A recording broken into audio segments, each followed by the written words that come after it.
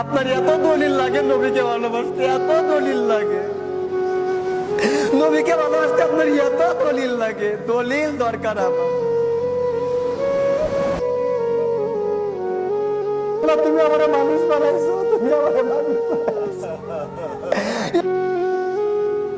ছোট্ট বাচ্চাদের জানাজার নামাজ পড়ানো হচ্ছে, ছোট্ট ছোট্ট বাচ্চারা। আমার সম্মুখ রহমাতুল্লাহ